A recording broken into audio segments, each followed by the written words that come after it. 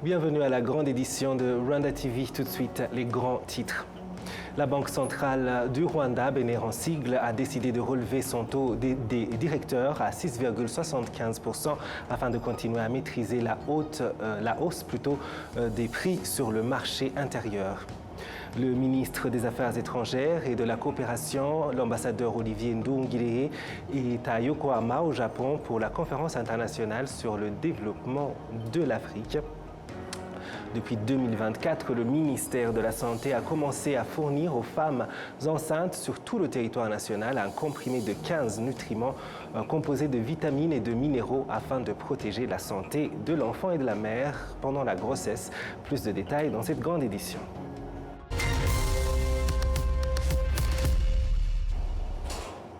Encore une fois, bienvenue, chers téléspectateurs de la télévision rwandaise. Je suis David Carmel Ingabire. C'est une joie de vous retrouver.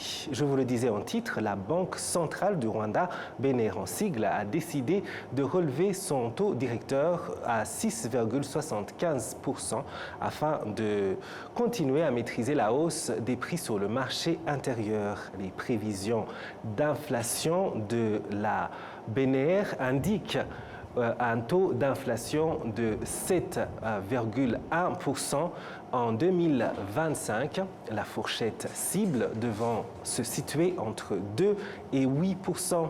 La pression à la baisse sur le franc rwandais en rapport au dollar américain est passée de 3,73% en 2024 à 2,96% en juin 2025.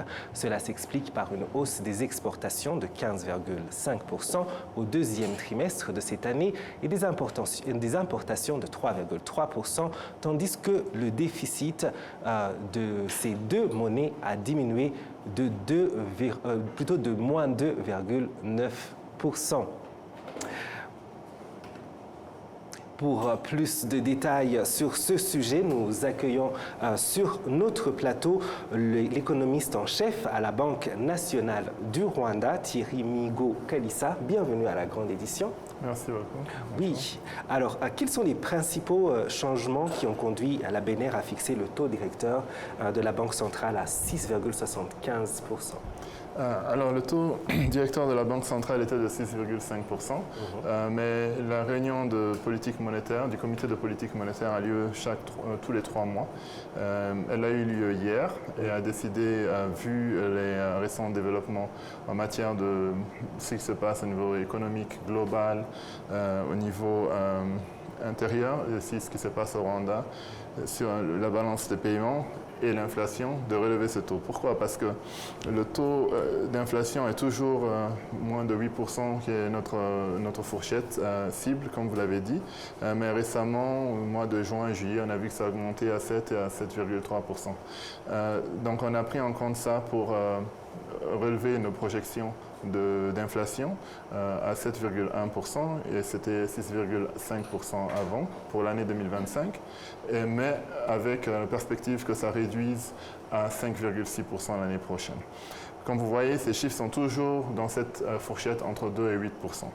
Mais vu les récentes pressions qu'on voit sur certaines parties du basket, du panier de consommation, on va dire, et pour être sûr que l'inflation reste dans cette fourchette et n'excède pas 8%, ce qui serait dommageable pour les consommateurs, nous avons décidé d'augmenter le taux de 0,25%, ce qui est un ajustement faible, mais un ajustement nécessaire pour maintenir l'inflation dans cette fourchette cible. Dans cette fourchette, et pour une petite précision, pour le commun des mortels comme nous, qui peuvent entendre ces chiffres et ces mots et peuvent trouver ça un peu compliqué, le taux directeur de la Banque centrale d'un pays, ça affecte l'inflation. Donc, est-ce que vous pouvez un peu expliquer ce que c'est? Le taux directeur de la Banque centrale est le principal taux d'intérêt qui affecte tous les autres taux. Que ce soit le taux auquel les banques, entre elles, se prêtent de l'argent, sur le taux interbancaire, ou les taux sur le marché monétaire, que ce soit les taux de tout ce qui s'échange au niveau du marché monétaire, plus le taux des deposits, nos dépôts aux banques, la rémunération des dépôts, plus le taux d'emprunt final que les business et les personnes voient quand ils vont avoir un prêt à la banque. Ça affecte toute une série de taux et à la fin affecte aussi la demande globale sur le marché intérieur des biens et services. Et avec ce pouvoir sur la demande, affecte à la fin l'inflation. La banque centrale et n'importe quelle banque centrale, généralement, ce que la banque centrale fait, c'est s'il y a des pressions d'inflation, pour maintenir l'inflation à une cible désirée, un taux désiré, la banque centrale utilise ce taux directeur, soit en l'augmentant pour pouvoir baisser l'inflation si l'inflation est en train d'augmenter ou le maintenir à un niveau pour ne pas qu'il augmente, ou soit en le baissant quand la banque centrale voit que l'inflation est assez faible pour continuer à soutenir les activités économiques. En résumé, c'est ça. J'espère que c'est beaucoup plus clair. Maintenant, on comprend un peu plus ce terme. Alors, selon vous, quels sont les avantages que les technologies financières modernes, comme le fintech, le blockchain, peuvent apporter à l'économie nationale alors que vous avez lancé ce projet d'utilisation d'une monnaie numérique? Oui, les avantages sont nombreux. La technologie en général facilite et accélère la croissance économique. Mais quand on parle de fintech, c'est-à-dire dans la partie, dans la finance et dans les moyens de paiement, spécialement la technologie peut aider à réduire les coûts de transaction. Ça peut aussi aider à faciliter ou accélérer les transactions. Par exemple, vous avez vu avec la monnaie, le mobile money, en général, que c'est beaucoup plus facile d'envoyer ou de recevoir de l'argent, que ce soit sur les deux opérateurs qu'on a, par rapport à avoir physiquement à déplacer du cash d'un endroit A à un endroit B. Donc ça, c'est clair qu'il y a des avantages à ce niveau-là, ça facilite les transactions, du coup ça peut multiplier ces transactions, du coup ça peut aider à supporter la croissance économique. Pour en revenir à votre question, du coup, la Banque centrale est dans une phase de recherche, maintenant une phase de concept, après la phase de recherche, sur la faisabilité d'une monnaie digitale qu'on appelle CBDC, Central Bank Digital Currency, une monnaie digitale qui est actuellement, si on doit expliquer, c'est le franc rwandais mais en digital, pour faire simple, sans billet. Donc il y a plusieurs étapes et notre recherche a montré qu'il y aurait plusieurs avantages à avoir une monnaie digitale, inclus la baisse des coûts de transaction, la baisse des coûts au niveau d'échange entre pays, les remittances, la baisse et plein d'autres avantages qu'on est en train de tester.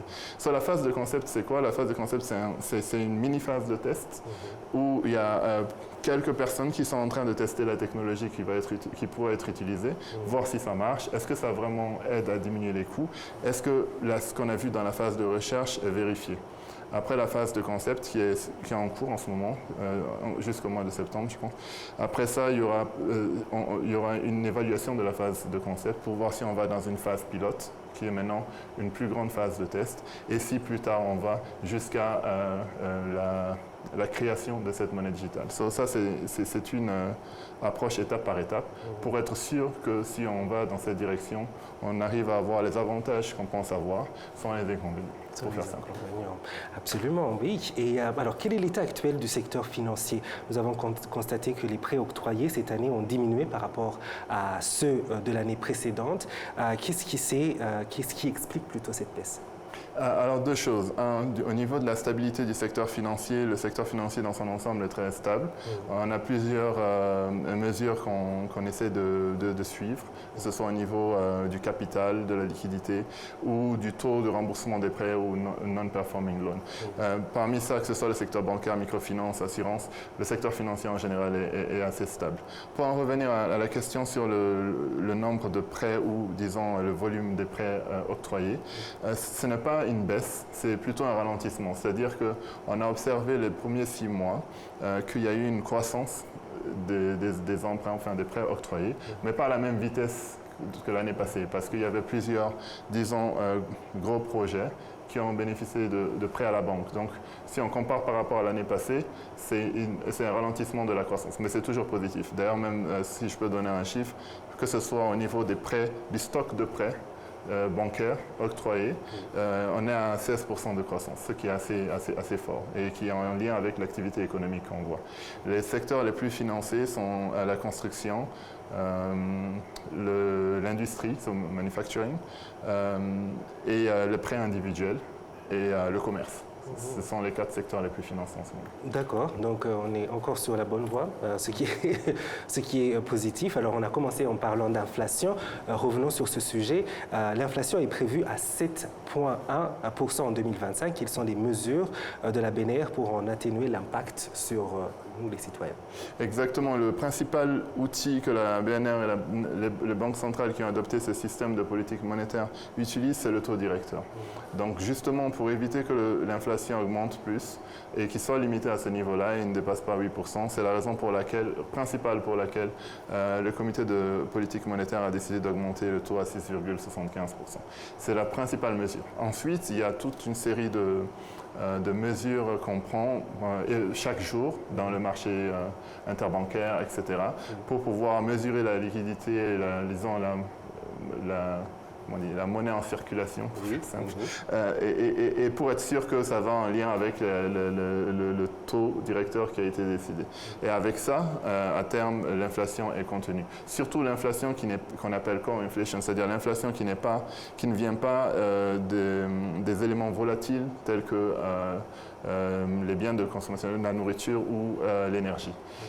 Tout ce qui n'est pas nourriture ou énergie dans le panier de consommation répond plus facilement à la politique monétaire. Les autres sont volatiles et dépendent d'autres facteurs.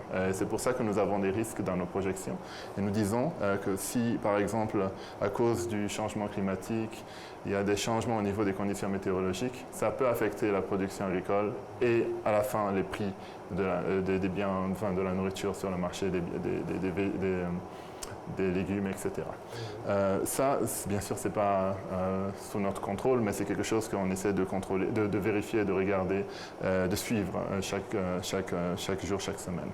Ensuite, le deuxième risque, c'est au niveau international. Ce qui se passe au niveau géopolitique global, les tarifs, les discussions d'échanges entre les grandes puissances, ce qui se passe, peut avoir un effet sur les commodités internationales, sur ce qu'on importe comme, disons, le pétrole.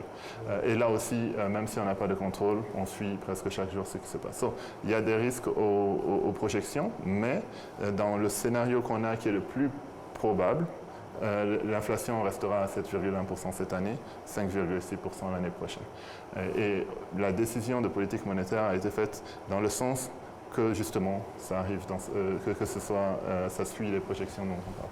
Absolument, oui. Alors, si vous permettez une dernière question, la discussion est si passionnante et instructive, on a envie de continuer un peu. Quels défis ou obstacles identifiez-vous dans l'économie mondiale qui peuvent avoir un impact sur le Rwanda? Et quels mécanismes la BNR, justement, utilise-t-elle ou utilisera-t-elle pour les suivre et y faire face? Oui, le risque principal, c'est celui dont je viens de parler, c'est-à-dire si, par exemple, dans les négociations qui sont en cours entre plusieurs puissances, sur les tarifs qui sont en train de se mettre à l'importation des biens. Si ces discussions vont dans le bon sens, il n'y aura pas d'impact. Mais si, par exemple, il y a un changement et les tarifs sont augmentés, ça a un impact sur l'économie, en premier lieu, l'économie de ces puissances, de ces économies avancées. Ensuite, ça va vers les économies en développement en Afrique et nous indirectement. Donc, on est en train de suivre ça pour voir. D'un côté, il y a un impact sur la croissance économique, mais d'un autre, il peut y avoir un impact sur les prix du pétrole ou les prix, disons, du sucre, du riz qui est produit en Asie, etc. Ce sont des commodités qui sont échangées sur les marchés internationaux et la bourse est sensible aux annonces. Donc, c'est quelque chose qu'on suit. Mais à part ça, il y a aussi vous savez que les tensions géopolitiques au niveau global, il y a des négociations de paix en cours ou en discussion entre la Russie et l'Ukraine, etc. Ça, si ça va dans le bon sens, les marchés sont stables. S'il y a un trouble, les marchés sont instables et il peut y avoir un impact sur notre économie. D'accord. Merci beaucoup Thierry Mihigo d'avoir accepté notre invitation et pour tous ces éclaircissements. Merci beaucoup. Oui, je rappelle que Thierry Migo Kalissa est l'économiste en chef à la Banque nationale du Rwanda. La grande édition continue. Je vous l'ai dit en titre, le ministre des Affaires étrangères et de la coopération, l'ambassadeur Olivier Nduhungirehe, est à Yokohama, au Japon, pour la conférence internationale sur le développement de l'Afrique. Il a participé à une discussion sur la paix et la sécurité dans la protection de l'humanité dans le monde. Le point avec Michel Iladukunda. Dans cet entretien, l'ambassadeur Nduhungirehe a déclaré qu'en tant que continent, l'Afrique a progressé dans la gestion des défis mondiaux actuels, notamment le changement climatique et dans la construction d'une économie durable sur le continent fondé sur la paix et la sécurité. Le ministre Nduhungirehe a également souligné l'engagement du Rwanda à être un partenaire dans le maintien de la paix sur le continent, citant les pays qui ont demandé au Rwanda de contribuer à la paix et la sécurité, notamment la République centrafricaine et le Mozambique. Il a toutefois expliqué que cela n'empêchait pas le Rwanda de poursuivre sa mission de rétablissement de la paix au Soudan du Sud et en République centrafricaine.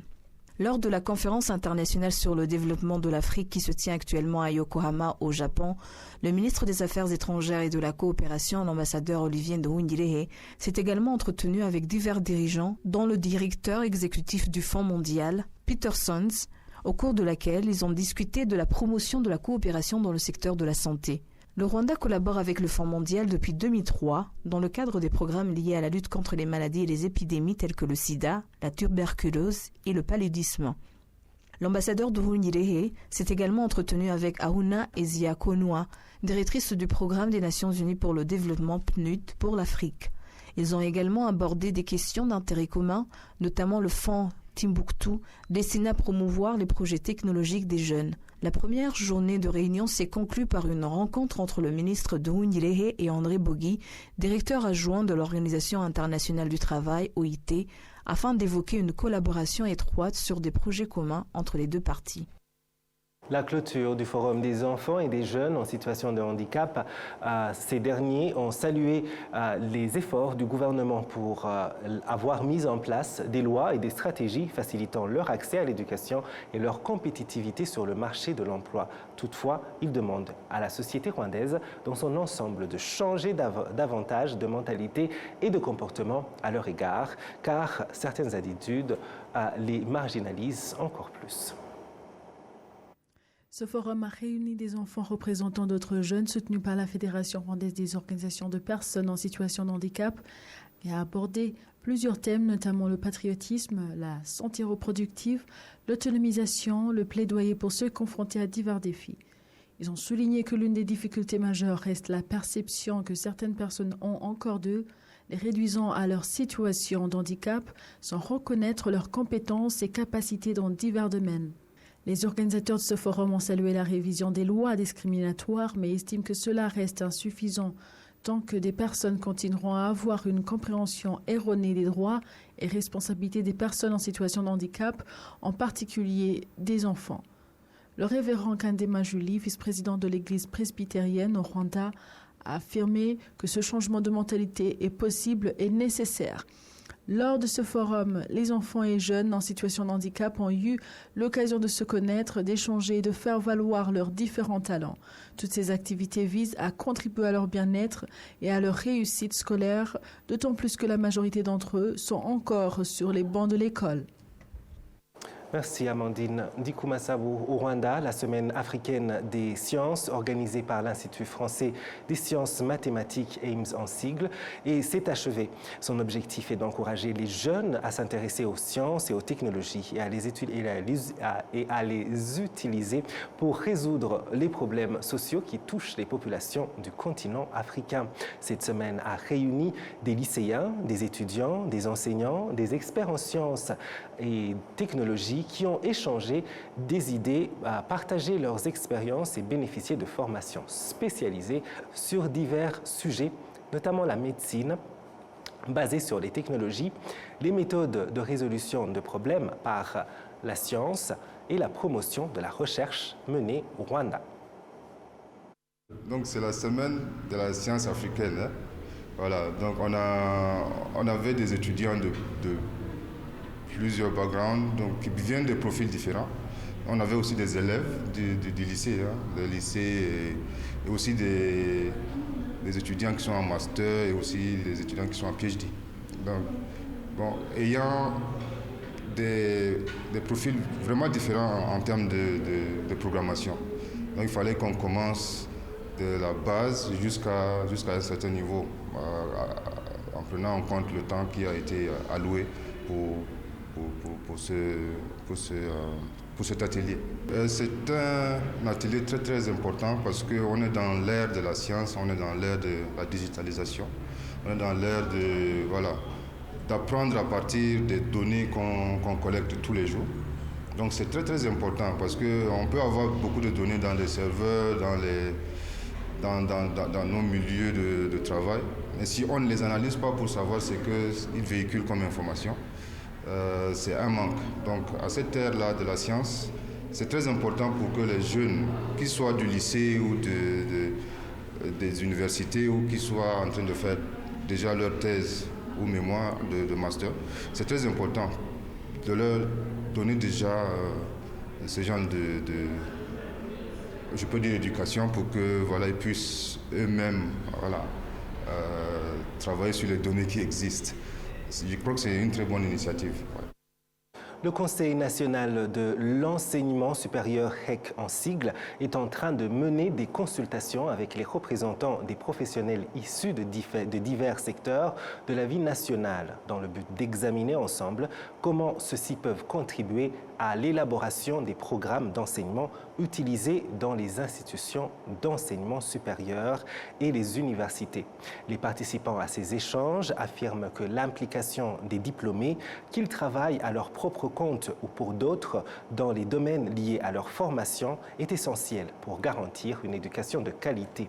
Certains pays, y compris parmi les plus avancés en matière d'éducation, d'économie et de bien-être social, ont adopté ce modèle de collaboration entre les universités et les professionnels déjà actifs sur le marché du travail. Dans certains cas, ce sont même les associations professionnelles qui conçoivent le curriculum, tandis que l'État se charge de les appuyer dans ce processus. Au Rwanda, toutefois, cette démarche débutera par un partenariat dans lequel le gouvernement élaborera le curriculum avec la participation significative des professionnels. Néanmoins, il est probable que, dans certains cas, des modifications législatives soient nécessaires, qu'il s'agisse des lois sur l'éducation ou de celles régissant les professionnels concernés. Je vous l'ai dit en titre, le ministère de la Santé affirme que depuis 2024, date à laquelle il a commencé à fournir aux femmes enceintes un comprimé de 15 nutriments composés de vitamines et de minéraux de 2%, il contribue à protéger la santé de l'enfant et de la mère pendant la grossesse. Les professionnels de santé dans tout le pays ont contacté des femmes enceintes, reconnaissant que ce produit les aide à lutter contre la malnutrition de leurs enfants et à préserver leur santé. Les détails avec Michel Iladukunda. Au centre de santé de Nyanza, un médecin explique aux femmes enceintes comment utiliser les comprimés de MMS, riches en 15 nutriments, dont des vitamines et des minéraux. Ils sont d'une grande aide pour la santé de la mère et contribuent à la santé du bébé pendant 1000 jours. Les mères sont reconnaissantes de l'efficacité de ce complément alimentaire depuis qu'elles ont commencé à le prendre au centre de santé. Ce complément alimentaire MMS est riche en 15 nutriments, dont des vitamines et des minéraux, dont la teneur est passée de 2 à 2. Cette méthode MMS est une nouveauté mondiale.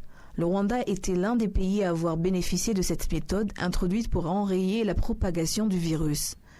Murwanyashaka Gaspard, spécialiste en obstétrique à l'hôpital du district de Nyanza, a affirmé que depuis qu'ils prennent soin de la santé de la mère et du bébé, ce complément alimentaire est efficace. Cette pilule est administrée aux femmes enceintes et il leur est conseillé de la prendre une fois par jour pendant 6 mois.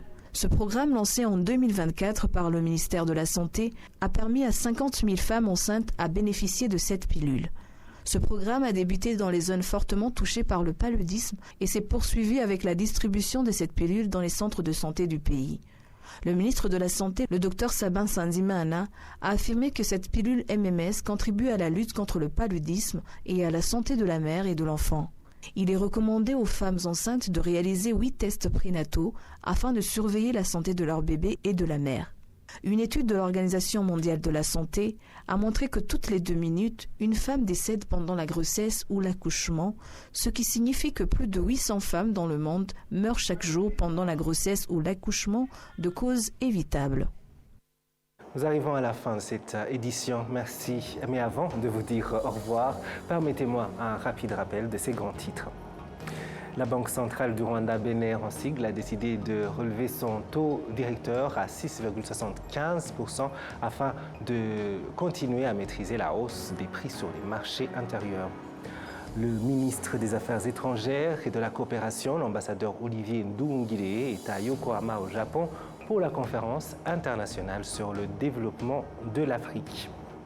Vous l'avez vu dans ce journal, depuis 2024, le ministère de la Santé a commencé à fournir aux femmes enceintes sur tout le territoire national un comprimé de 15 nutriments composés de vitamines et de minéraux afin de protéger la santé de l'enfant et de la mère pendant la grossesse.